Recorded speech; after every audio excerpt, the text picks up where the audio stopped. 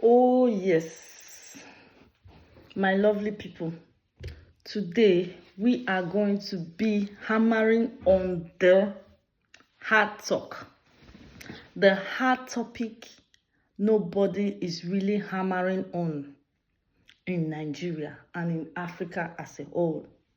You call yourself the giant of Africa. How can you be the giant of Africa and you cannot be hospitalized in your country when you fall sick? How can you be the giant of Africa and you are owing debt practically all over the world? How does that correspond to being a giant of Africa? Nigeria, come close. I'm talking specifically on Nigerians today, this morning. Good morning, good afternoon, and I welcome you all newcomers and oldcomers of Vani Reactions and early morning chit chat on Vani. Let me explain to you why I think Nigeria is a baby giant.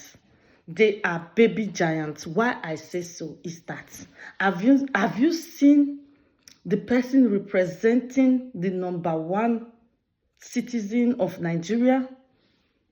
Okay, you don't want me to talk about that. It's fine. Did you see the number two? You don't also want me to talk about that. It's okay, fine. What about the number three? Just look at these three individuals and you still think Nigeria is the giant of Africa, then you are daydreaming. You are daydreaming. You are still in the illusion of where we were before. That was long time ago. Long time ago that we were giants of Africa. But no more.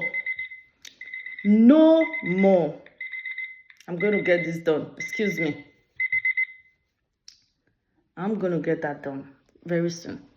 So, how can you call yourself the giant of Africa and you are still begging for debt?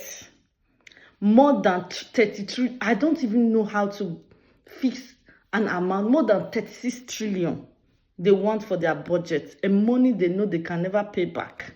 They want to confiscate this money and after leave power, just like Buhari, just like Tinubu, and the next one, putting us into perpetual debt, borrowing money from World Bank and IMF, devaluing our money. You said you are the giant of Africa. Nigerians, if you really believe that you are giant of Africa, tell me your GDP. What's the rate of your GDP as we speak? Are we not going to talk about that? Why is it that the old people that enjoyed free education in our country today are the one making sure that for more than 4%, 40% of children are out of school? Why? Nobody is tackling Tinubu well. That is why he still have the balls, still have the courage to want to contest an election for 2020, what, 2027? Yes, I think so. Tinubu still want to contest for 2027 because you people are not... You people, I'm trying to compose myself. When I think about the things we take in as Nigeria, the way we are so calm about important things, this is not the right time to talk about election. When the people are there, the insecurity is growing higher. I know there's an influence of the Westerner that makes sure that perpetual insecurity occurs in our country. I know, but what are we doing to make this end? What are we doing? Really, ask yourself, what is the country we are building for our future children? You that is a Nigeria that is living outside the country, you don't even plan of taking your children back home to know your roots, and you want them to respect you as a human being. You want your children to respect you as a human being when you cannot even proudly talk about your country or even take your children there to even know your country. And you that managed to take your children back home like I do, are you proud of what you see? I'm not talking about your home or your family that is okay. I mean outside, when you see children, when you see pensioners, are you happy to see their situation? Are you happy or you are not happy? If you are not happy, then it's right time to change.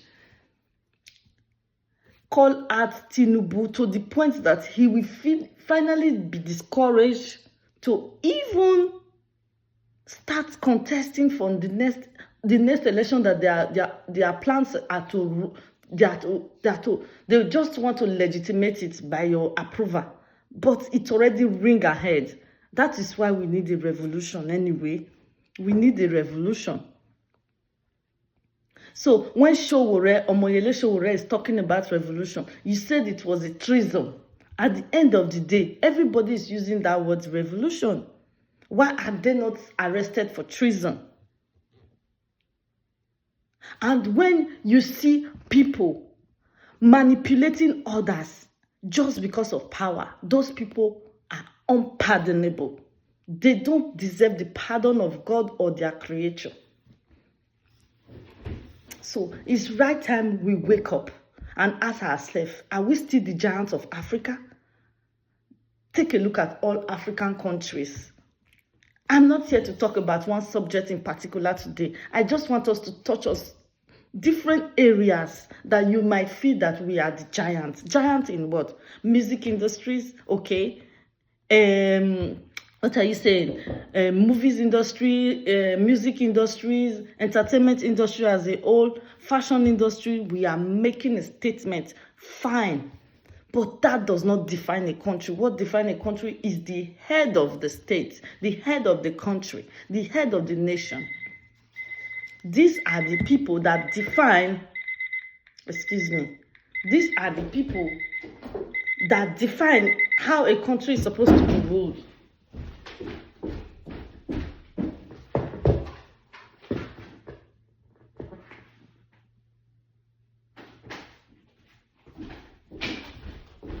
Okay, that is done. So, if you think you are still the giants of Africa and you are suppressing the voice of the people, you are suppressing activists, human rights lawyers, judges that are fighting for the rights and justice of the people, you are trying to suppress them, and you say you want Nigeria to be great. Just take a look at Burkina Faso, take a look at Niger, take a look at Senegal, take a look at Burkina Faso, take a look at even Rwanda. They are doing their best to do away with debt. They don't want anything enslavement of debt anymore. But look at your Tinubu. Everybody in the world, they are trying to do away with debt. They want to be a sovereign country where they can dictate on how their natural resources, their mineral resources, their value products, the jobs that it brings to the country. They are trying to make sure that becomes their priority. But Tinubu is making sure that debt, making his pocket larger and larger, him and his, and his chihuahuas. He's making sure their pockets, their bank accounts get fat in Panama, fat in Europe, fat in Pandora. They are making sure their 17th generation never get poor. That's the only ambition they have as a president, as a governor, as a Senate president, as a vice president. They don't really care about the people. But the voice of the people is the voice of God. When are we going to learn our voice? Ask yourself that question. When are you going to learn your voice or do anything you can to stop these people? When? This is my little podcast this morning. Today is Monday, the 2nd of June. Take notes. Nigeria is no longer the giant of Africa a long time ago. We are not growing in anything. So forget about it. We are done and forgotten if we don't do anything about it. So thank you very much for joining me. Stay blessed. Next time we'll touch light on this issue again. Thank you very much and stay blessed. Peace and love.